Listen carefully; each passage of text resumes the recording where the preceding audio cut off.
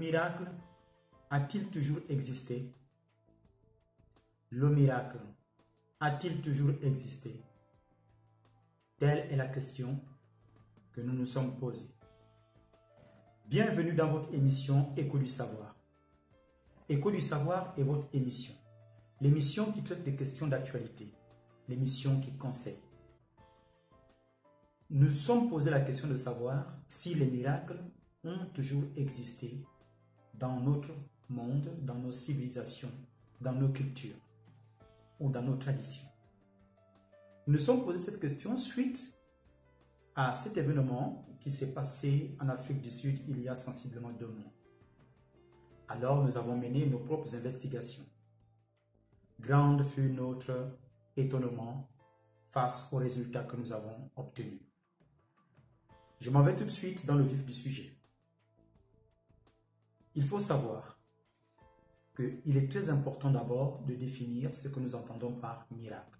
Dans la Grèce antique, par exemple, je parle de la période du siècle de Périclès, c'est-à-dire au 5e siècle avant Jésus-Christ, le miracle était considéré comme des avancées extraordinaires dans la société. Et les miracles étaient également considérés comme des avancées sociétales.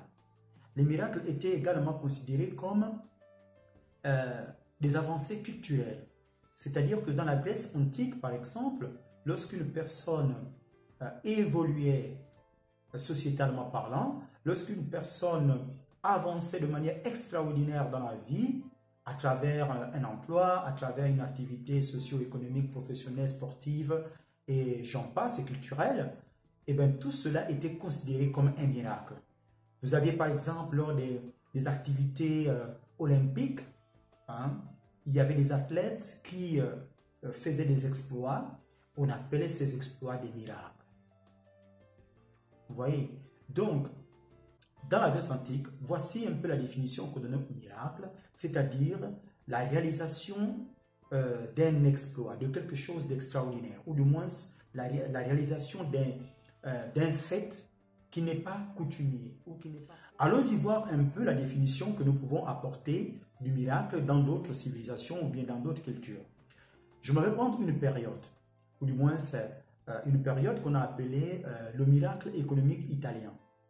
En Italie, entre 1950 et 1966, l'Italie avait connu, du moins avant 1950, l'Italie était rentrée dans une espèce de récession économique ou du moins dans une difficulté économique grandissante et qui appauvrissait vraiment la société.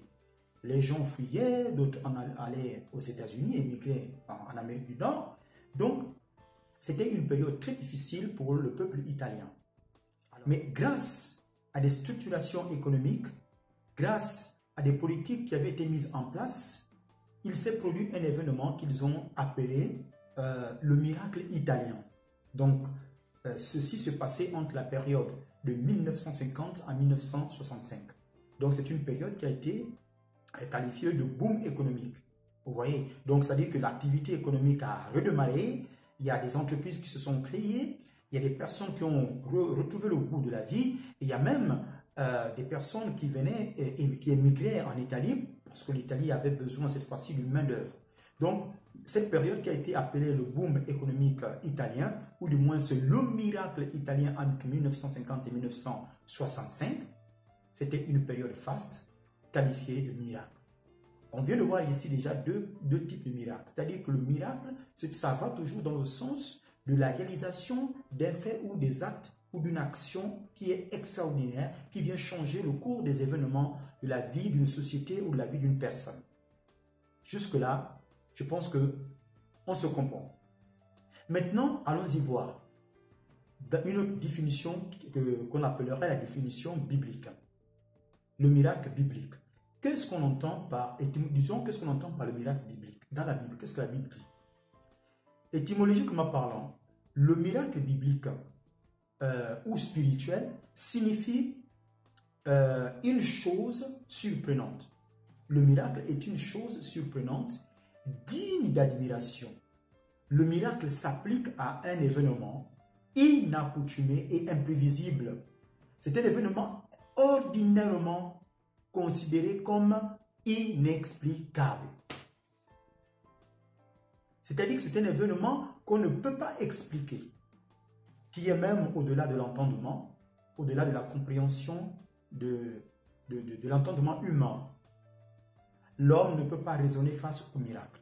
Oui, j'entends beaucoup d'entre vous me rétorquer en ces termes, mais si vous dites que le miracle est imprévisible, ordinairement considéré comme inexplicable, mais et pourtant, Dieu ne se contredit pas. Hein? Dans la Bible, Dieu ne se contredit pas. Quand on parle de miracle, hein, dans le psaume 148, verset 6, il est dit « L'Éternel a donné les lois, il ne les violera pas. » Psaume 146, verset 6. Le psaume dit « L'Éternel a donné les lois, il ne les violera pas. » Donc, je vous entends me dire, oui, si l'Éternel a donné des lois, alors il ne peut pas les violer. Ce qui sous-entend qu'il ne peut pas y avoir des miracles. N'est-ce pas? Mais vous devez comprendre une chose. Il ne s'agit pas de violer les lois que Dieu a données pour réaliser des miracles. Mais il s'agit de les comprendre. Comprendre ces lois-là même que l'Éternel lui-même a données. En guise de réponse, je vais vous donner des paroles du Christ Jésus, par exemple. Lorsqu'il dit, dans le livre de Jean, chapitre 15, verset 26, je cite, « Quand sera venu le Consolateur, que je vous enverrai de la part du Père, l'Esprit de la vérité qui vient du Père, il rendra témoignage de moi. » Alors la question que je me pose, c'est de savoir comment Jésus-Christ a-t-il consolé les personnes pendant son ministère terrestre s'il n'a pas opéré des miracles? C'est une question très intéressante. Vous voyez? Comment le Christ a guéri?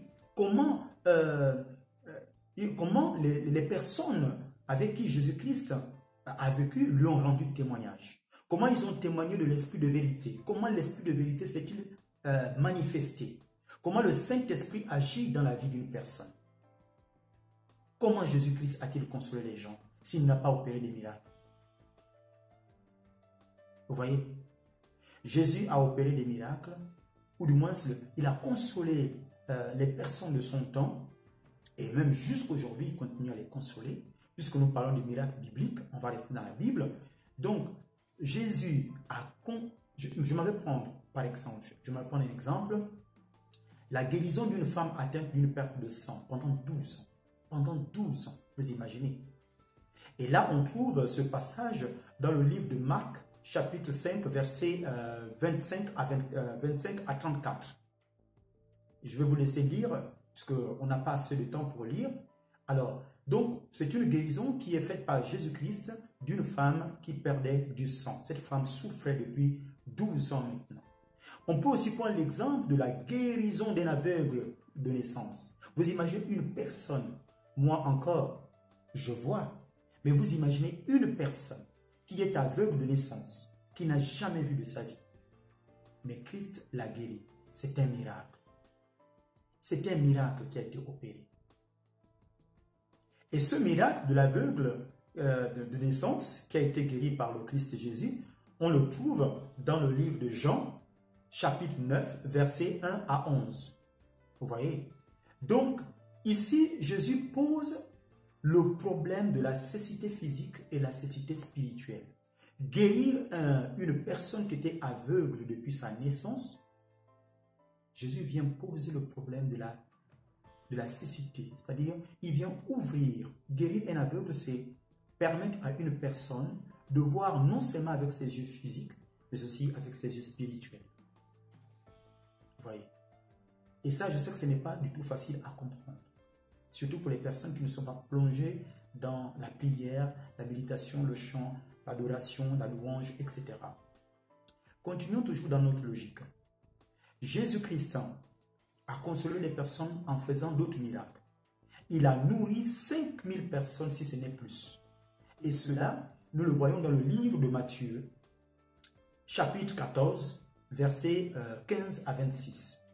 15 à 21, pardon. Oui, c'est 15 à 21. Alors, Jésus, là, je vous cite les miracles que Jésus-Christ a eu à faire. Puisque nous sommes dans la question de nous poser de savoir si les miracles ont toujours existé ou pas. Doit-on croire aux miracles ou pas? C'est la question qui se pose. Continuons dans notre logique. Jésus-Christ, après avoir nourri ces personnes, ces 5000 personnes, Jésus-Christ a calmé la tempête sur la mer de la Galilée. Et nous trouvons ce passage dans le livre de Luc, chapitre 8, versets 22 à 26. Un autre miracle encore que Jésus-Christ a eu à faire, il est ressuscité d'entre les morts. Oh, comme c'est merveilleux. Cette fois-ci, c'est lui-même qui va se servir d'exemple pour montrer que le miracle existe. Il va ressusciter après avoir été assassiné. Moi, j'appelle ça un assassinat. C'est un meurtre qui a été commis en la personne de Jésus-Christ. Mais il fallait que ce meurtre arrive ou cet assassinat arrive, que ce crime se commette pour que nous puissions recevoir la grâce aujourd'hui. Oh, c'est merveilleux. Vous voyez ici que Jésus est ressuscité d'entre les morts. Vous savez, on voit bien ici que Christ a fait des miracles. Il n'y a même pas de débat. À moins que vous me disiez que Jésus-Christ n'a pas existé et que vous prêchez la forfaiture. Ou que les chrétiens que vous êtes, quand vous allez à l'église, c'est juste pour passer du temps parce que, ma foi, peut-être que vous n'avez pas grand-chose à faire le dimanche. Alors, il est important d'aller chanter, louer et puis passer du beau temps à l'église. Ou que vous, pasteurs, qui ne croyez pas au miracle, que prêchez-vous alors? En longueur de journée, nous entendons des chansons qui prônent la résurrection du Christ. Alors, doit-on croire à ces chansons ou pas? Mais les miracles ne se sont pas opérés uniquement dans, on va dire, la civilisation occidentale ou bien orientale. On va dire la civilisation orientale parce que nous parlons de la Palestine, l'Orient, le Proche-Orient, comme vous voulez. Maintenant, on parle du Proche-Orient, l'Orient, ben moi j'appelle ça l'Orient. Alors, donc, chez les Orientaux, par exemple, hein, prenons l'exemple des bouddhistes. Précisons que le bouddhisme est né de l'hindouisme. Donc, prenons le bouddhisme ou l'hindouisme. Le miracle n'est pas une interruption des lois de la nature. Les Occidentaux considèrent que faire des miracles, c'est-à-dire nous, nous sommes devenus des Occidentaux, surtout pour nous les Africains, puisque nous avons été influencés par les Occidentaux, nous avons la mentalité occidentale. Donc, nous considérons que Dieu est une entité à part et que les lois de la nature sont une entité à part. Dieu a instauré des lois, rien ne peut aller au-delà de ces lois, rien ne peut se faire en dehors de ces lois. Donc il y a Dieu, il y a les lois qu'on doit respecter. Donc si Dieu a mis une loi, je prends un exemple, Dieu a mis la loi de la mort. Nous naissons, nous grandissons, nous vivons, nous mourons. Alors il est inadmissible, incompréhensible qu'un prophète puisse faire revenir une personne à la vie parce que le chrétien occidental va considérer que c'est une violation de la loi de Dieu. Par conséquent, c'est une forfaiture. Et là, on peut dire que cette personne travaille avec Mammon, Satan ou les démons, Lucifer, comme vous voulez. Or, dans la mentalité orientale, chez les hindouistes, chez les bouddhistes, il n'y a pas interruption entre Dieu et les lois que lui-même il a mis en place. Dieu est partout, dans l'univers, dans la nature, dans le cosmos, dans tous les éléments qui entourent l'être humain. Dieu est en nous, Dieu est dans les animaux, dans les végétaux, dans les minéraux, pardon. Dieu est dans les minéraux, Dieu est présent, omniprésent, omniscient, omnipotent. Il prend toutes les formes. Donc le miracle n'est pas une interruption des lois de la nature chez les bouddhistes ou chez les hindouistes. Chez les chrétiens occidentaux, c'est le contraire. Le miracle est une interruption des lois de la nature. C'est une violation des lois de Dieu. Il y a donc un paradoxe chez les chrétiens. La résurrection du Christ est le ciment, la base, le socle, le fondement de la religion chrétienne. Alors si les chrétiens considèrent que le miracle de la résurrection est un faux miracle, mais pourquoi croyons-nous alors en la résurrection de Jésus-Christ? Puisque c'est sur cette résurrection que nous, chrétiens, nous basons notre foi. C'est sur cette résurrection que la religion chrétienne a été fondée, qu'elle bâtit en fait sa philosophie, si je peux m'exprimer ainsi. Si Christ n'était pas résisté ou bien n'avait pas résisté, ou bien n'est pas revenu à la vie, nous n'aurons jamais cru qu'il est possible de croire à une vie après la mort ou que le miracle existe. Sans la résurrection de Jésus-Christ, pas de christianisme. Donc, pas de miracle de la résurrection, pas de christianisme. Renier ou bien ne pas accepter le miracle de la résurrection, que ce soit d'un être humain normal ou de Christ, c'est tout simplement dire que je ne suis pas chrétien, que je ne crois pas en la résurrection, je ne crois pas en l'existence de Christ, puisque la résurrection est la pierre angulaire du christianisme. Les miracles confirment et fortifient la foi des croyants. On les retrouve dans toutes les religions du monde. Dans le christianisme, dans l'islam, dans le bouddhisme, dans l'hindouisme.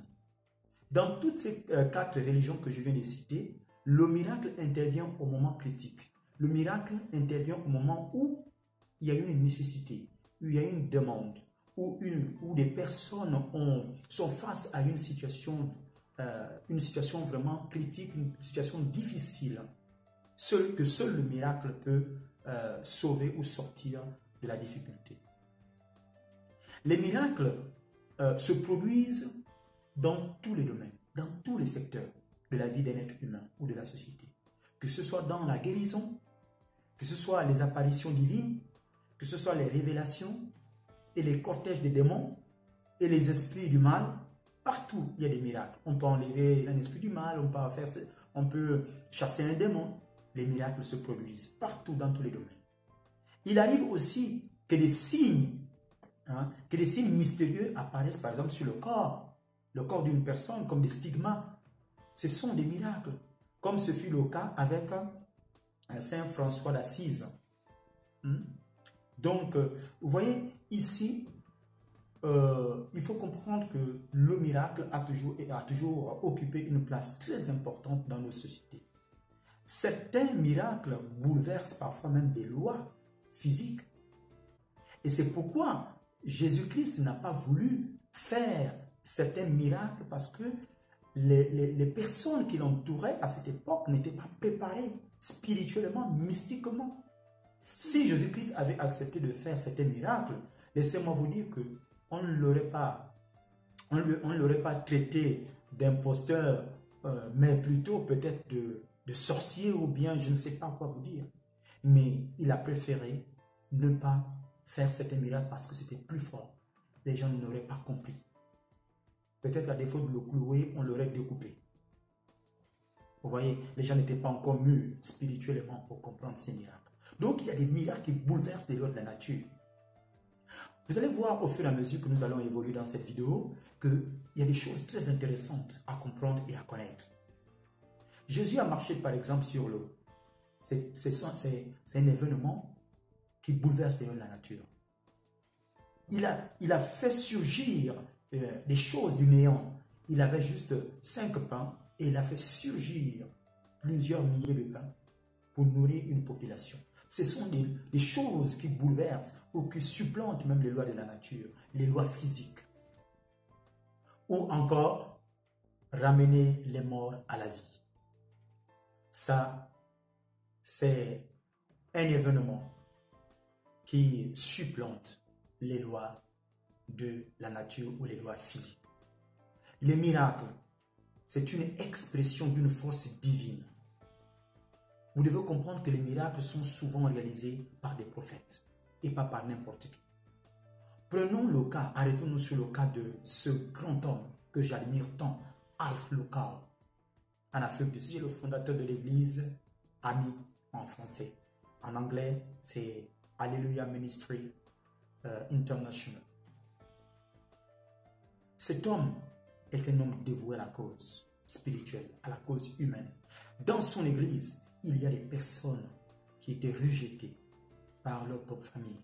Il y a des personnes qui étaient malades, estropiées, infirmes, handicapées, des personnes qui ont des talents, qui ont des qualités, qui ont des compétences, qui ont des atouts, des personnes qui sont diplômées, mais parce que bloquées mystiquement, bloquées dans le monde de la sorcellerie, bloquées par leur propre famille ou par des personnes envieuses, des personnes qui étaient empoisonnées, des personnes qui n'arrivent même pas à dormir, des personnes qui ne trouvent même pas du travail, ou même le strict minimum, c'est-à-dire ne fût-ce que manger. Mais dans l'église, Alléluia Ministry International, du prophète Alpha Local, ces personnes-là sont traitées comme des humains. Elles sont respectées. Elles retrouvent le goût de la vie. Ces personnes-là sont admirées. On leur rebooste. On leur met du baume au cœur. On leur donne un toit. Elles mangent. On leur enseigne la prière. On restructure leur vie. Ces personnes retrouvent le sens de la maternité. Ces personnes se marient. Ces personnes guérissent. Tout ça, ce sont des miracles. Ce sont des miracles. Une petite parenthèse. Est-ce que vous savez que la fusée qui décolle pour aller atterrir sur la Lune est un miracle? Est-ce que vous savez que l'avion qui décolle et qui atterrit est un miracle? Est-ce que vous savez que la montgolfière qui décolle, qui parcourt des kilomètres et des kilomètres dans une beauté extraordinaire, tout en visitant des paysages, est un miracle? Est-ce que vous savez qu'un sous-marin qui reste des années, des mois en immersion dans des eaux profondes, sans être vu, sans sortir à la surface, est un miracle? Est-ce que vous savez que Internet que nous utilisons grâce à cet outil avec lequel je communique avec vous, Internet est un miracle? Qui pouvait imaginer une seule fois que les humains pouvaient être connectés à travers Internet? Internet, on ne le voit pas. Internet, on ne le sent pas. On ne le touche pas. Et pourtant, Internet est là. Internet existe. Internet supplante même les lois de la nature, les lois physiques. Comment une personne qui est de l'autre côté peut discuter de manière instantanée avec une personne qui se trouve ailleurs? Si 200 ans plus tôt, on avait dit que cela serait possible, on dirait à cette personne qu'elle était folle. Thomas Edison, qui a inventé la lumière ou l'ampoule à incandescence, à filament électrique au carbone, lorsqu'il a dit « Un jour, je vais inventer une ampoule qui va éclairer le monde entier », les gens se sont moqués de lui. Il a dit « Je le ferai parce que c'est possible ». Cela a été vu comme un miracle. On lui disait même « Non, mais c'est impossible parce que ça doit relever des miracles ». Il l'a fait. Lorsque ce grand scientifique de tous les temps que j'admire beaucoup, je ne parle pas d'Albert Einstein, je parle de Nikola Tesla. Je vous invite à étudier cet homme et étudier Nikola Tesla. Cet homme a découvert et a développé la théorie de l'électromagnétisme. À lui seul, il a montré au monde entier qu'il était capable de produire l'électricité qui va éclairer toute la planète sans même débourser un rond. Il l'a montré et il l'a fait. Malheureusement, pour ceux qui connaissent l'histoire, aujourd'hui, ce n'est pas le cas. Mais il a prouvé qu'il y a une énergie qui gravite autour de la Terre, hein, qu'on peut utiliser pour produire de l'électricité de manière gratuite. Ce qu'il a appelé l'énergie libre. On ne la voit pas, on peut l'utiliser. Mais quand il a réalisé ce prodige, on a dit c'est un miracle. Mais quand ce sont des scientifiques qui réalisent des miracles, on voit ça comme un progrès scientifique. Quand ce sont des prophètes, on dit que c'est la sorcellerie. On ne comprend plus rien. Le miracle a-t-il toujours existé?